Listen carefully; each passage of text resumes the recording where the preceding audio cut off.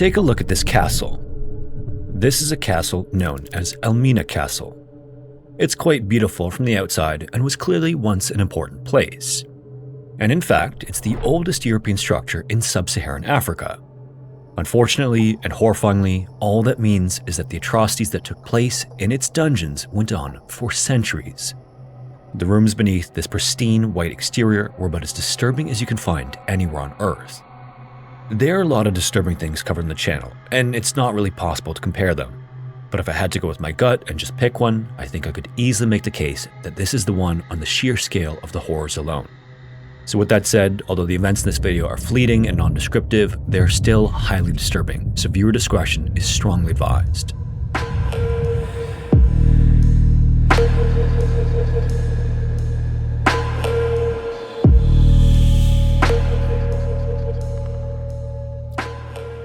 From the outside, Elmina Castle betrays very little about what went on inside its walls.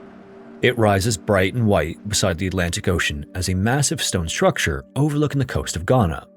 Around it, the modern town of Elmina just goes about life as usual. Fishing boats move across the water and waves crash against the shore.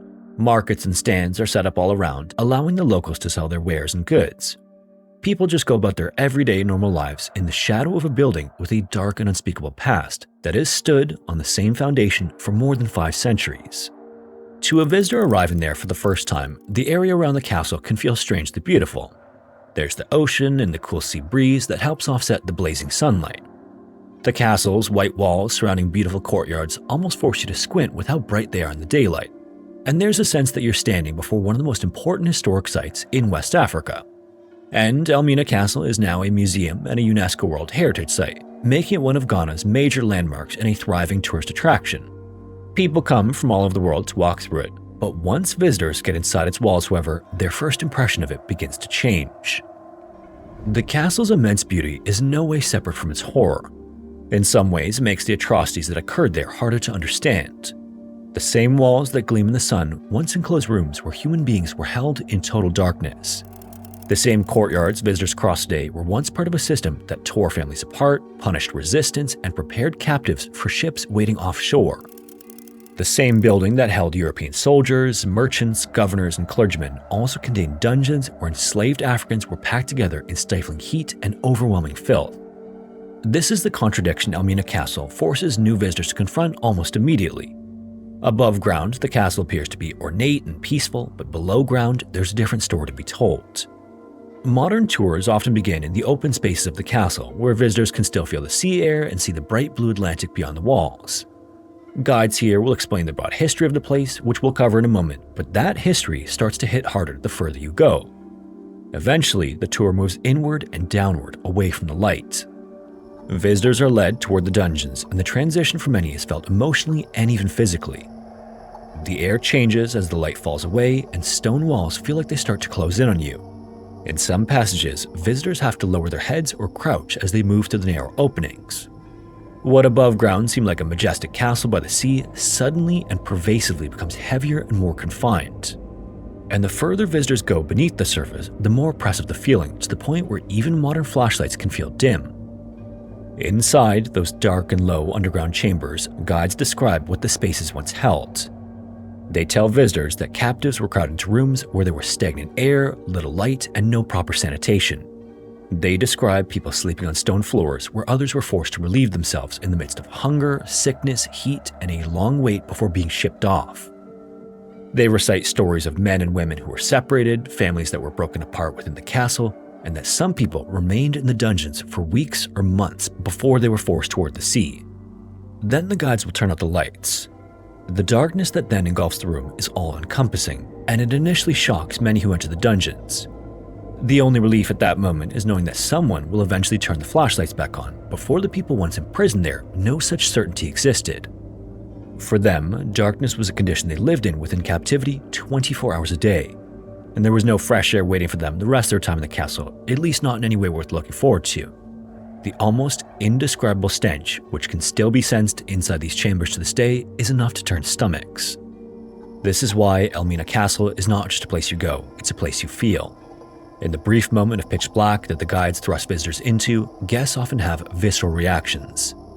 Some will simply fall silent as they take in the environment, but most will break down into tears.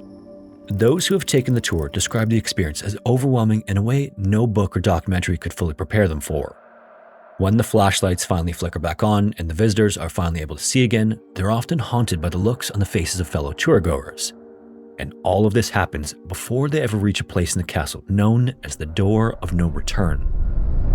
Long before Elmina Castle stood on the Ghanaian coast, the shoreline around it was rich and alive with commerce.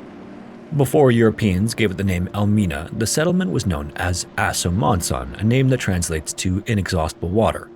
And the societies of the Gold Coast weren't arranged around a single kingdom or empire. They were instead made up of many communities and states, which were often influenced by kinship, family authority, and local politics. But when Europeans arrived in the late 15th century, they saw opportunity. Portuguese explorers had been gradually moving down the western coast of Africa for decades, hoping to find new trade routes and access to wealth without relying on Arab and North African middlemen. They also hoped to spread Christianity and find allies who might help extend Portuguese power. But what they really wanted more than anything was gold and ivory. Aso-Monson just so happened to have gold in abundance. The gold trade was already thriving there before the Portuguese arrived, as African merchants, miners, and traders had long been moving gold through regional and long-distance networks. If the Portuguese could insert themselves into it, they might establish a permanent foothold on the coast, thereby controlling access to one of the richest sources of gold then known to Europe. The Portuguese soon began calling the town Amina, or the mine, because of the wealth they associated with the area, so eventually Aso-Monson became known as Elmina. Even at the beginning of their presence in Ghana, the Portuguese had no intention of making their stay temporary. In 1481, King John II of Portugal ordered a fortress be built at Elmina. The following year, a fleet arrived from Portugal, carrying ships loaded with men, weapons, provisions, and pre-fitted building materials. The expedition also brought in artisans who could assemble the fort quickly, but it also included hundreds of armed men should the locals show any discontent with the Portuguese presence. For the small coastal settlement already there, the scale of the arrival served its purpose, as it was both staggering and intimidating. The Portuguese then negotiated with the local chief Kwame Ansa, presenting the fort as a source of protection and mutual benefit. Gifts were offered and promises were made, and the Portuguese described the power of King John II and the advantages of friendship with him. But the chief was wary, and for good reason. The building of a fortress wasn't something you could just erase if you turned out not to like it. Its presence would be permanent, as would its rules, embedding a foreign power directly into the town. Regardless of any reluctance on the part of Kwame, though, the Portuguese would not remain patient. Their plans were already in motion. As you might have guessed, the construction of the castle brought conflict almost immediately. The Portuguese wanted the fort in the most defensible position possible, but that meant disrupting the existing settlements. Homes would have to be removed and the land would have to be taken in order for it to be built where they wanted it. A nearby rock that local people regarded as spiritually significant even became part of the construction plan as the Portuguese began using it for building materials. They tried to smooth the process with more gifts, but the damage began before those gestures could even be presented. To the citizens being displaced, everything was being taken from them with no immediate compensation, so resistance followed and violence broke out. Several Portuguese men were killed in skirmishes, but the Europeans ended up getting the upper hand when they started burning local homes as the work on the fort continued. Soon enough, stone by stone, the building rose, marking the beginning of a new order on that stretch of the coast. Inside its walls, European authority would be protected by cannons and soldiers, while outside, the African communities would have to adapt to a new power. Once completed, Elmina Castle, which is also known as Fort St. George, became one of the most important European structures in West Africa. Over time, Elmina grew around the fort, and its presence changed not only the town, but also the relationships among communities around it. For a time, gold remained at the center of Elmina's importance, since the Portuguese wanted access to the metal that had drawn them there in the first place. But the Atlantic world was changing. The building raised to guard the gold trade would become a prison for human beings. Once that changed to cold, the castle's most important spaces were no longer the rooms where merchants counted goods or governors looked out over the sea. They were instead the rooms below, where men and women were crowded into darkness by the hundreds and held there until ships were ready for them. As the hunger for labor across the Atlantic grew and European colonies expanded in the Americas, plantations needed more workers than European powers were willing or able to supply from their own populations. Sugar, tobacco, cotton, and other plantation commodities depended increasingly on forced labor, which would eventually reshape the purpose of coastal forts like Elmina Castle. Soon it became part of a much larger system of captivity, and those who arrived in Elmina didn't usually begin their suffering there. Many had already been torn from their homes far from the coast, having been captured during wars or raids or sold through networks that connected inland regions to coastal traders. By the time they reached Elmina Castle, they had often already endured exhaustion, hunger, and forced marches that wore them down and made them more manageable. Once there, people were brought into the castle, separated from family members, crowded into underground rooms, and held there until traders were ready to move them out. The Portuguese had never built Elmina Castle as a dungeon, but over time, the trade became more central to activity along the coast than gold itself. By the 17th century, the industry had become a dominant force in West African commerce, thereby forever changing Elmina's role. Then in 1637, after decades of attempts, the Dutch finally seized the castle from the Portuguese. Unfortunately, under Dutch authority, Elmina became the capital of the Dutch Gold Coast, and it remained deeply tied to the Atlantic slave trade, and it worked like this. European goods came to the West African coast, Africans were forced onto ships bound for the Americas, and plantation products and raw materials returned to Europe. This system connected Europe, Africa, and the Americas, but inside Elmina Castle, it could only be described as complete and total suffering. And all of this was made worse by the stark contrast with the world above. The castle's above-ground rooms continued to serve the needs of the men who oversaw and guarded it. Europeans literally lived there with their families and worshipped together. Then, just one level below that were the dungeons that served an entirely different purpose. And the numbers attached to Elmina Castle are difficult to grasp. The castle could hold large numbers of captives at a time, and over the centuries, many thousands passed through its rooms and corridors. By the 18th century, sources describe tens of thousands of people passing through its seaward exit in a single year. And again, there were two entirely separate worlds at work inside the castle that existed inches apart from one another. Above ground, soldiers lived and worked, merchants conducted business, and governors administered trade.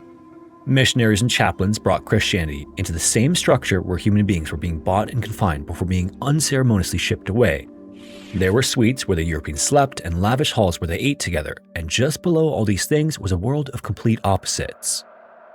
The captives held at the castle were confined beneath and within the exact same complex where opulence and wealth were being celebrated above ground. In fact, the exact same chapel where prayer and worship were held sat directly above a place of starvation and suffering, holding men who claimed to be Christians above and captives treated as cargo below. All the while, the men who operated Elmina Castle did not see themselves as villains. Prayers could be said inside walls where people were locked in total darkness, and religious language could be carved into the stone of the same complex where families were being separated. It's difficult to imagine a clearer image of moral blindness than when men went upstairs to worship while other human beings suffered below them. And Elmina Castle's upper world was not only hypocritical in a religious sense, it also served a practical purpose. From above, the Dutch could watch over the captives and send orders down below. They could decide when captives would eat or when they would be moved, punished, or forced toward awaiting ships. For female captives in particular, that vertical arrangement became even more dangerous. Accounts of Elmina Castle repeatedly described the governor's access to captive women. A staircase led directly from the governor's quarters to the women's dungeon, and their confinement was about much more than waiting for ships. Every night, the governor would take to his balcony and look down into the dungeon to make selections for who would spend the night with him. Those chosen would then be washed and shaved in preparation for the night with the governor. Any woman who dared resist or defy being chosen was punished severely, often chained up without clothing outside the castle for at least 24 hours. There they'd endure blazing sun, insect stings, and public humiliation. In other cases, defiant women were made to wear a cannonball chain to their leg. Men, meanwhile, were punished with more finality. Those who resisted, fought back, or attempted escape had examples made out of them. A small room at Elmina Castle is marked with a skull and crossbones and is remembered as the dead cell, where rebellious male captives could be shut away without food or water and denied both until they inevitably died. Male or female, however, the dungeons were designed to reduce people into something less than human. The conditions inside each dungeon were intentionally brutal. As mentioned, they were cramped and poorly ventilated, and some spaces only had small openings for air and light. Captives were packed together in numbers far beyond what any human being could endure in such a confined space with any sense of dignity. In some accounts, individual cells held as many as 200 people at once. There was also nothing resembling proper sanitation, and this led to possibly the most disturbing part of it all. Captives had to relieve themselves where they were being held, meaning they lived and slept on floors where other people urinated, defecated, vomited, bled, gave birth, menstruated, and died. Over time, the dungeon floors themselves were said to have literally absorbed the very history of that confinement. Modern visitors are told that these layers literally raise the floor above its original level. It's difficult to mention these details without making them feel like a grotesque description for its own sake, but at Elmina Castle, the filth was central to the experience. And the food situation was almost no better. Beyond the poor quality, it would be passed or thrown into the dungeons. Some captives had to separate their dinners from piles on the ground before they could consume them, and all of this served an important purpose to the Dutch. A starving person was easier to control, and it made escape less likely too. Those who held captives at Elmina understood that people who were stronger might fight, so captives were given just enough, but not enough to remain physically capable. Some accounts even tell of captives who simply stopped eating because of the reality of the situation they faced. As you can probably infer from this set of conditions, disease was a constant problem as well. Malaria, yellow fever, and other infections traveled easily. From this, death became an everyday part of the castle's routine, and when captives died, they were simply removed from the dungeons and tossed into the sea. There was no burial with mourning family members present or return home to a permanent resting place. And yet, despite the horrific conditions they were forced to live in, not everyone died there. Some survived the castle's dungeon and were left for an indeterminate amount of time before being loaded onto a crowded ship for a long journey across the Atlantic. And for those individuals, Elmina Castle still had one final passage that today is known as the Door of No Return, and the name truly captures what the exit came to represent. Once captives were forced through it, they were not expected to ever return to their homeland. It was the end of the castle's internal workings and the beginning of another horror entirely. To reach it, captives moved from the dungeons into narrow, dim corridors that led toward the seaward side of the fortress. Even today, those who visit the castle and walk the route often experience the journey as both physically tight and emotionally heavy. For those who lived it, however, those final movements inside Elmina Castle must have been filled with absolute dread. Beyond the Door of No Return was the ocean and the ships that would take them far away from home. In some accounts, men and women who had been separated inside the castle were brought together again near the exit. But this was yet another act of cruelty, not one of mercy. A husband might see his wife after months of not knowing whether she was alive or not. A mother might see a son, or siblings might be briefly united, only to be torn apart once again as they were loaded onto ships. In a way, the Door of No Return became symbolic as a transition point between the lives they once knew and whatever awaited them on the other side of the ocean. Today, Elmina Castle still stands above the coast. It outlived the Portuguese who built it, the Dutch who seized it, and the British who later took control of it. The trade at Elmina Castle did eventually end, but only after centuries of human beings had already been forced through the dungeons. Under Dutch control, the atrocities committed there continued until 1814, when the Dutch abolished their participation in the slave trade. By then, though, Elmina had already become one of the most infamous holding sites on the West African coast. The exact number of captives who passed through the castle's dungeons and the Door of No Return can never be known with any certainty, but estimates suggest that it was as many as 30,000 per year. And horrifyingly, they were just part of a much larger catastrophe in which millions of Africans were shipped from coastal forts and trading posts. Elmina Castle may have been one of the most notorious among them, but it was just one of 40 such trading posts along the Ghanaian coast that held people against their will before the fateful voyage to the other side of the Atlantic. Those who visit the castle in modern times describe a profound experience they will never forget. Since the floors of the dungeon are still original and the exact same on which captives slept, lived, gave birth, and eliminated waste on, the lingering smell of those rooms has yet to dissipate. It's supposedly almost enough to knock you off your feet, and it's not uncommon for those on guided tours to vomit while inside the dungeon spaces. More than anything though, tour guides describe visitors breaking down into uncontrollable sobs as they bear witness to a place where so much human suffering occurred. Even today, Elmina Castle remains a study in contrasts. Above ground, it's still as beautiful as it ever was, inside and out. The surrounding village still fishes the waters, and merchants still sell their handmade goods while the castle looms high above them. Below ground, the stones that make up the dungeon hold the memories, experiences, and even the sense of the unspeakable horrors that occurred there over the course of hundreds of years. And of all the European buildings constructed south of the Sahara, Elmina Castle is still the oldest in existence.